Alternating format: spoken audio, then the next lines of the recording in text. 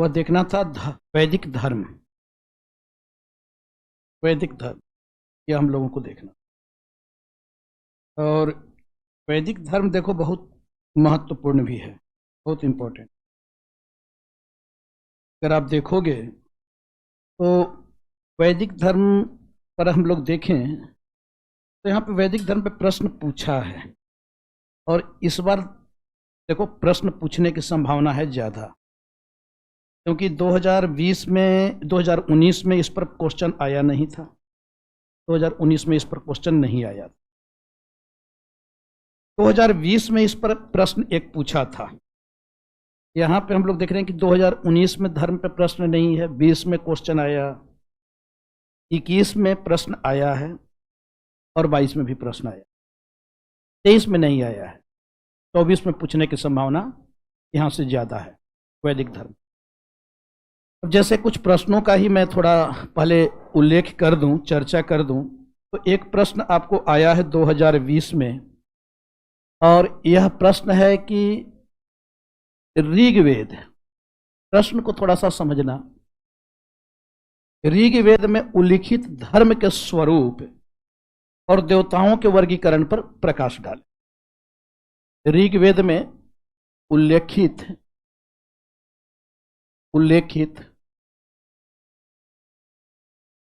धर्म के स्वरूप, धर्म के स्वरूप और देवताओं के वर्गीकरण और देवताओं के वर्गीकरण पर प्रकाश डाले। देवताओं के वर्गीकरण पर प्रकाश डाले, वर्गीकरण पर प्रकाश डाले। यह प्रश्न आपको पूछा हुआ है 2020 का। अब प्रश्न के दो डायमेंशन हैं। यह जो प्रश्न है इसके दो पार्ट हैं। पहले तो प्रश्न को समझना होता है, भाई प्रश्न के कितने पार्ट हैं, एक पार्ट में हमें उत्तर लिखना है या दो पार्ट में उत्तर लिखना है। जब प्रश्न आप समझ जाओगे तो फिर आप थोड़ा करीब आ जाते हो आंसर के, अच्छा हाँ अब आंसर के दो डायमेंशन होने चाहिए। तो एक जो इसमें आप देखो तुरंत से ऐसे प्रश्नों में तुरंत क्वेश्चन को आप वो कर लो कि धर्म का स्वरूप, यानी एक पार्ट आपको क्या बतलाना है, धर्म का स्वरूप, और दूसरा पार्ट क्या है, देवताओं के वर्गीकरण। यानी दो पार्ट हो गया इसका, कि आपका पहला पार्ट है वह है धर्म का स्वरूप, धर्म का स्वरूप, और इसका दूसरा पार्ट है वह है देवताओं का वर्गीकरण, देवताओं का वर्गीकरण। अब बाकी आपको कुछ ध्यान नहीं देना है, हो गया आंसर निकल गया इसका। और वह क्या, ऋग्वेद, ऋग्वेद, ठीक है। यानी आपसे ऋग्वेद के विषय में पूछा जा रहा है। अब वैदिक काल भी नहीं पूछा, आपको वैदिक काल भी नहीं पूछा, आपसे पूछ रहा है ऋग्वेद में। तो यहां पे जब आप ऐसे अगर निकाल लोगे तब फिर आपका आंसर के आप करीब आने लगे। सबसे पहले होता है क्वेश्चन को समझना, इसलिए आपके आंसर में पहला देखा जाता है कि आपकी अंडरस्टैंडिंग कैसी है क्वेश्चन को लेकर। आपने पहले क्वेश्चन को समझा या नहीं समझा। अगर आपने क्वेश्चन को समझ लिए तब तो फिर आप उसको लिखोगे ही लिखोगे। सेकंड फिर हो जाता है कि प्रेजेंटेशन कैसा।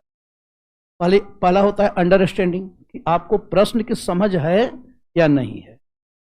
तो इससे पता चला कि भाई प्रश्न की आपकी समझ है, आप प्रश्न को समझ रहे हो। अब इसके बाद फिर आपका आंसर में आता है कि आपका प्रेजेंटेशन कैसा है, कि अब आप उसको लिखने के क्रम में आप कैसे लेकर जा रहे हो, आप कैसे उसको प्रस्तुत कर रहे हो।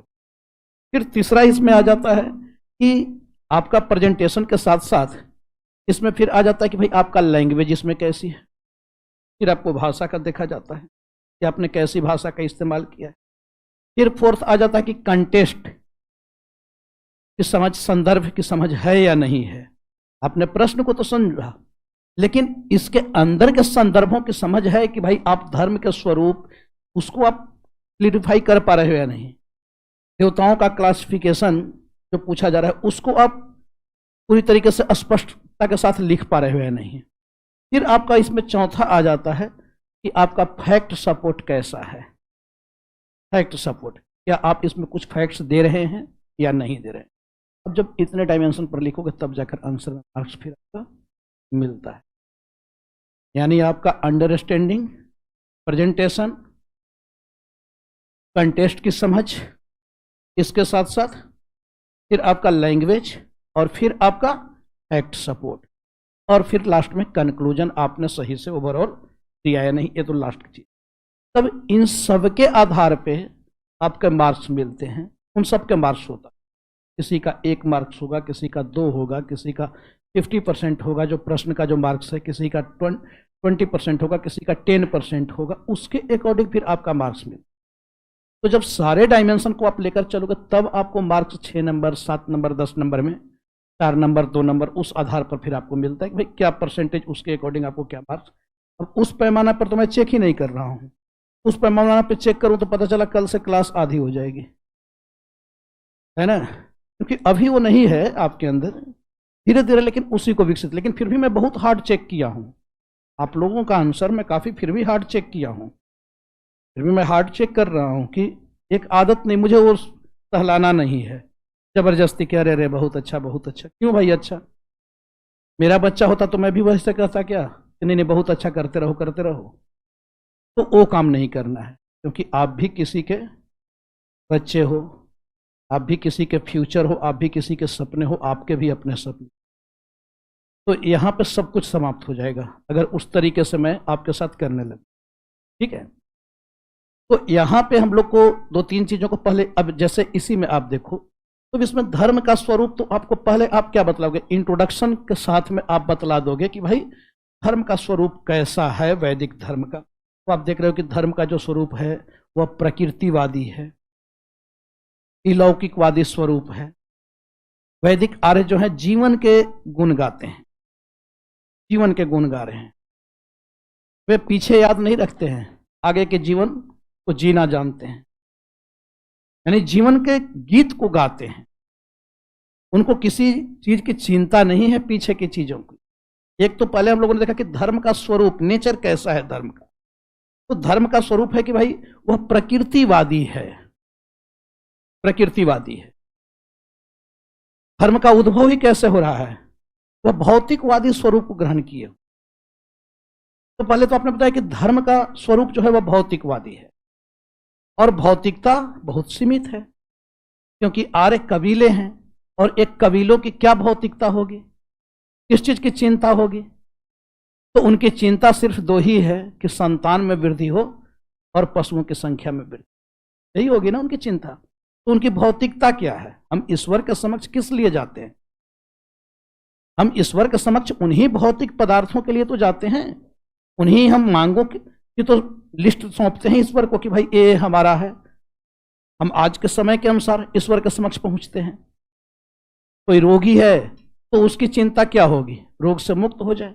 कोई गरीब है तो वह ईश्वर से क्या मांग करेगा कि हमें गरीबी से निजात दिलाओ। कोई अगर विद्यार्थी है तो ईश्वर से क्या मांग करेगा, हमें सफल कराओ। कोई अविवाहित है तो क्या मांग करेगा, विवाह करवाओ। तो हर लोगों का अपना अपना डिमांड है ईश्वर के पास। अब विवाह करवाओ तो उसके बाद फिर दूसरा आता है कि विवाह अच्छे से करवाओ कि खराब से करवाओ, है ना। तो उसके बाद फिर बहुत सारी चीजें आएंगी कि जब पहले उस कैटेगरी में तो पहले आ जाओ, तब फिर उसके बाद फिर डिमांड होगा कि विवाह भी हो तो अच्छे से हो। तो इस तरीके से 10 तरीके से चीजें तो हमारी, तो उसकी उनकी भौतिकता क्या है, तो भौतिकता उनकी वही है, वे भौतिकवादी हैं, लेकिन भौतिकता बहुत ही सीमित है। तो धर्म का स्वरूप क्या हो जाएगा, भौतिकवादी स्वरूप, विषय में बतला देंगे। फिर क्या आप बतलाओगे और धर्म का स्वरूप क्या है, तो धर्म का स्वरूप है भौतिकवादी के साथ साथ वे प्रकृतिवादी भी हैं। प्रकृतिवादी यानी वे प्रकृति की लीलाओं को समझ नहीं पाए, इसलिए उन तमाम प्राकृतिक शक्तियों का उन्होंने क्या किया, दैवीयकरण कर दिया, और उनके जो देवता हैं वह प्रकृति से जुड़े हुए। तो यह भी एक धर्म का नेचर हो गया कि धर्म किस तरीके का है, तो प्रकृतिवादी। धर्म का और क्या स्वरूप है, तो पुरुषवादी स्वरूप। अधिकांश जो देवता हैं वह किस रूप में है, पुरुष रूप में है। सर्वश्रेष्ठ देवता पुरुष रूप में है। देवियों के भी चर्चा है, लेकिन उनके सहचर के रूप में, उनकी पत्नी और उनके सहयोगी के रूप, वह मुख्य भूमिका में नहीं है। तो एक यह भी धर्म का स्वरूप हो गया कि पुरुषवादी स्वरूप है। इसके साथ साथ और धर्म का स्वरूप क्या है? तो धर्म का स्वरूप है इहलौकिकवादी। जो वैदिक आर्य हैं वे सिर्फ इस जन्म की चिंता कर रहे हैं, परलौकिकवादी नहीं है। अभी वे मृत्यु पर्यंत, मृत्यु के बाद वाले जीवन की चिंता नहीं है। वे खुशी का गीत गाते हैं, वे खुशी का गीत गाते हैं। उनको इस बात की चिंता नहीं कि अगले जन्म क्या देना है, बस इस जन्म हमारा अच्छा से गुजरे। तो वह इहलौकिकवादी हैं, वे दूसरे जन्म की चिंता नहीं कर रहे। इसके साथ साथ और धर्म का स्वरूप क्या है? तो धर्म का स्वरूप है एकेश्वरवादी। बहुदेववादी से चले, लेकिन मूल रूप से एकेश्वरवादी हैं, क्योंकि ऋग्वेद में ही एक जगह पे यह उल्लेख किया गया है कि एकम सत्य विप्रह बहुधा वदंती। एकम सत्य विप्रह बहुधा वदंती, यानी सत्य एक ही है, उसके रूप अनेक हैं। ईश्वर एक ही है, उसके रूप अनेक हैं। तो वह क्या हो गया कि बहुदेववाद से एकेश्वरवाद। तो इनका स्वरूप एक यह भी है धर्म का कि बहुदेववादी स्वरूप को अपनाकर एकेश्वरवादी स्वरूप को अपनाए। जो एकम सत्य विप्रह बहुधा वदंती के आधार पर समझा जा सकता। तो यह आपने जब इतने आपने धर्म का स्वरूप बतला दिया कि ये धर्म का स्वरूप है, ये नेचर है, उसके बाद फिर देवताओं का वर्गीकरण तो कैसे? धर्म के आधार पर इनका क्लासिफिकेशन किया, और इस आधार पर देवताओं का 3 वर्ग है। कौन कौन? अंतरिक्ष के देवता, आकाश के देवता और पृथ्वी के देवता, यही है। तो इस आधार पर फिर देवताओं का, यानी वो किस आधार पर? तो वह कर्म के आधार पर। तो कर्म के आधार पर देवताओं का वर्गीकरण किया जा रहा है। उन देवताओं का उल्लेख कीजिए, आपका आंसर कंप्लीट। तो जब इस आधार पर आप आंसर लिखोगे तब जाकर एग्जामिनर मार्क्स देगा ना, तब जाकर एग्जामिनर। अब ऐसे प्रश्न को कितना कठिन लग रहा है, लेकिन आप देखो कि कितना आसान सा प्रश्न पूछ, कितना आसान इसका प्रश्न है।